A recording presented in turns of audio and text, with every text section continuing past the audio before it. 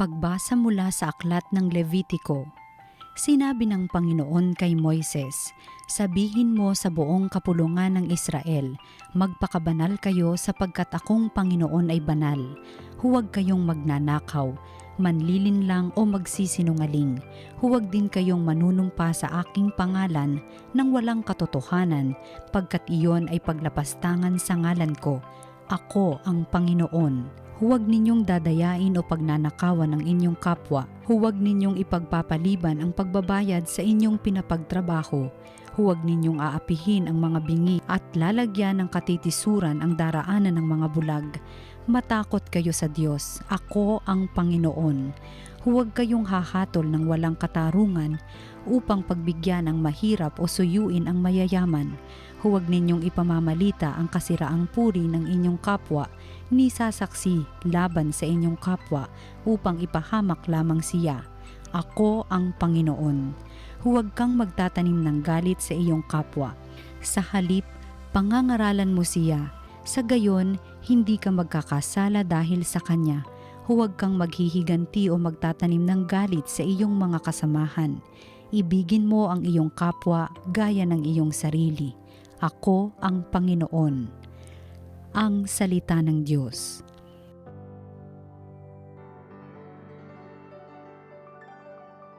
Espiritong bumubuhay ang salita ng may kapal.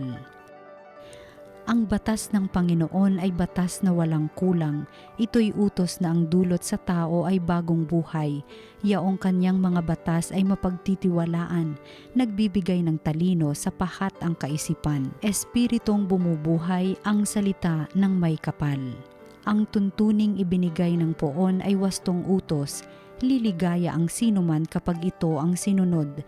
Ito'y wagas at matuwid pagkat mula ito sa Diyos. Pangunawa ng isipan yaong bungang idudulot. Espiritong bumubuhay ang salita ng may kapal.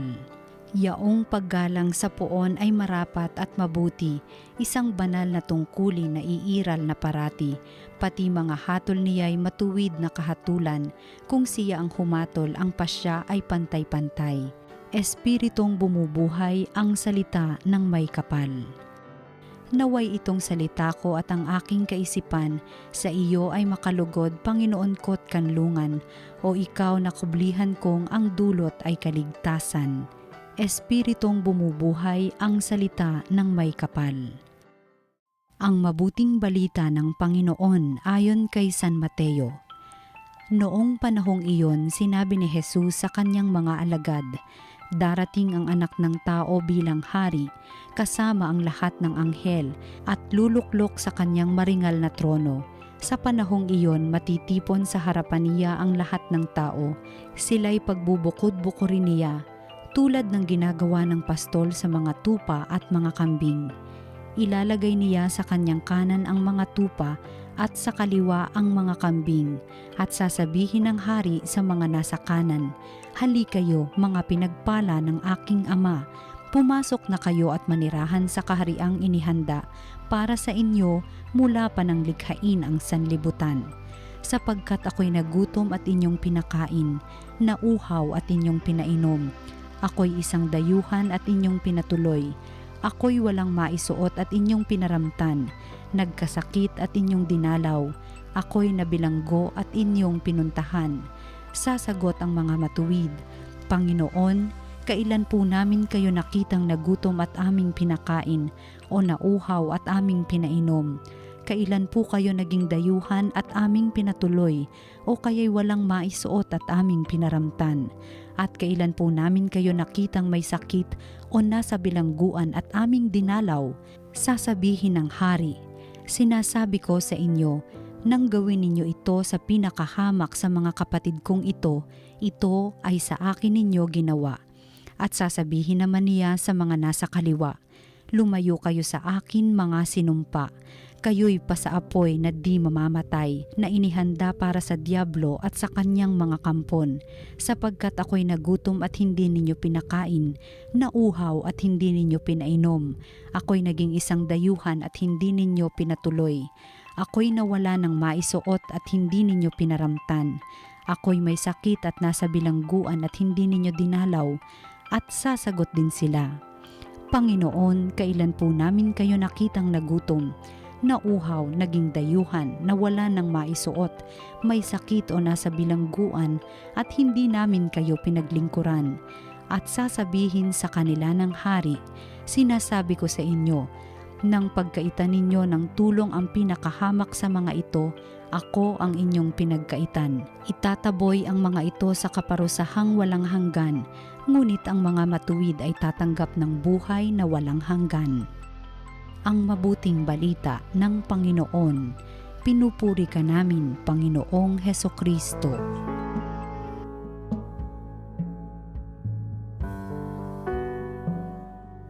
Magandang araw mga kaparokya.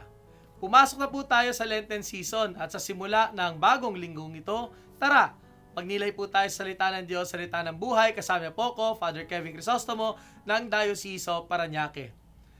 Nung bata pa po ako, meron pong commercial sa TV, hindi ko po alam kung naalala ninyo. Meron pong isang lalaki na nakaupo sa park at meron ngayong katabing matanda na nanghingi ng kanyang crackers. Naghati sila, kaya lang doon sa ending, may isang piraso na lang. Anong ginawa, no? May nagpakita pa, bigay mo sa kanya. So, hinati ngayon yung cracker sa dalawa at binigay doon sa matanda. Alam nating ending, si Lord pala yun. At meron siyang wish, dahil ikaw bigyan mo ako ng bahagi ng crackers, tutuparin ko ang wish mo. Sabi niya, gusto ko na sports car. Kaya ano po nangyari? Ang lumabas, kalahati lang din ng sports car. It reminds me actually of another story of a saint, si Saint Martin of Tours.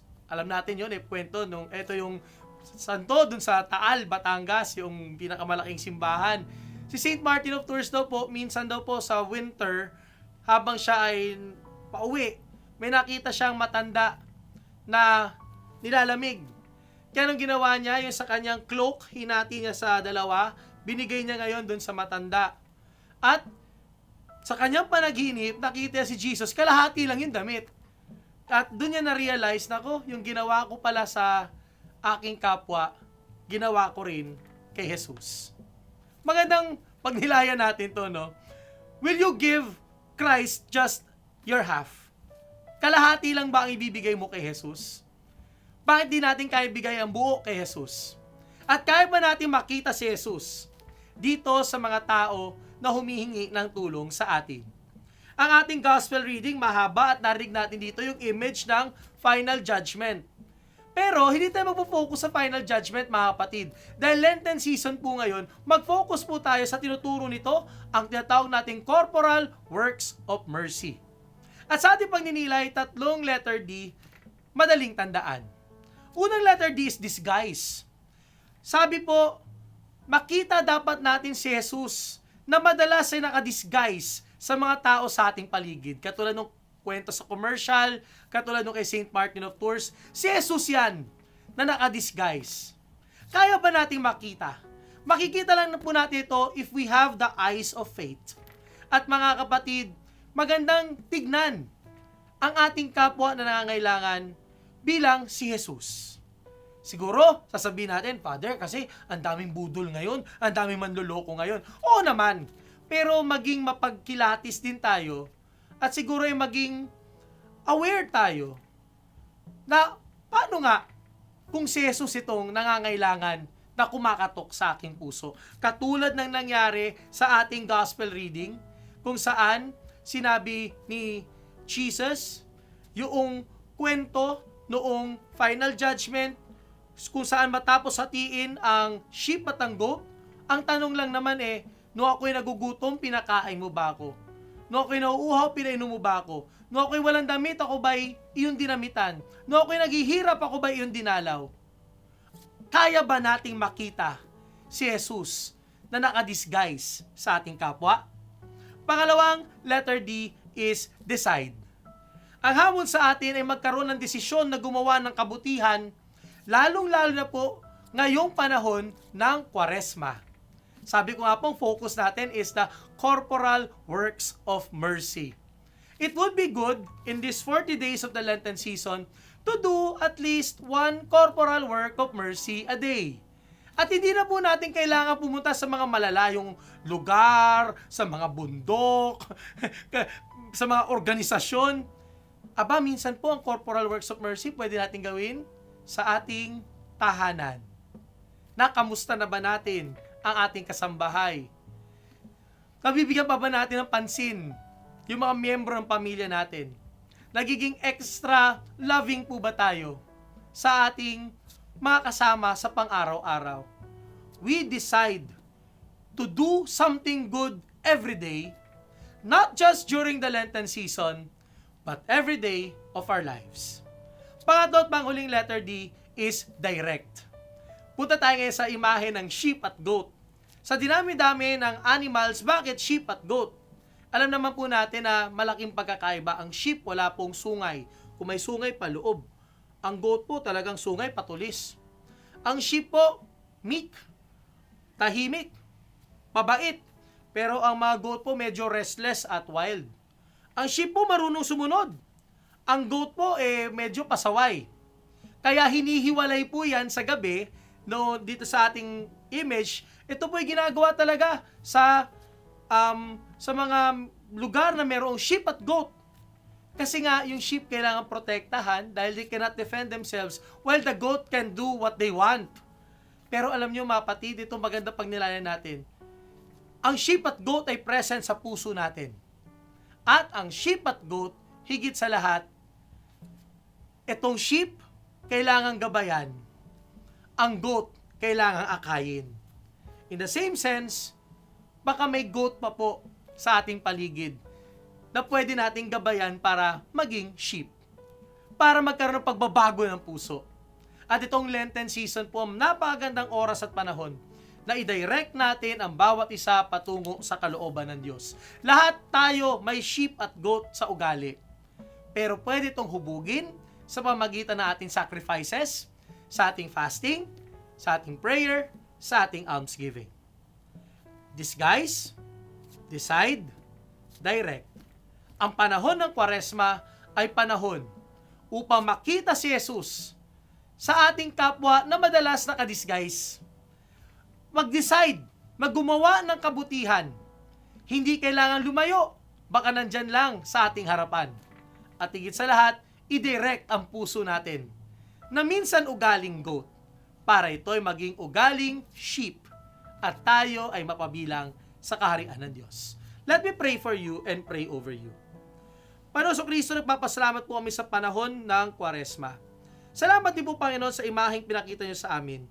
Hindi para takutin kami, hindi para sindakin kami, kundi upay paalala sa aming makita kadapat namin sa aming kapwa.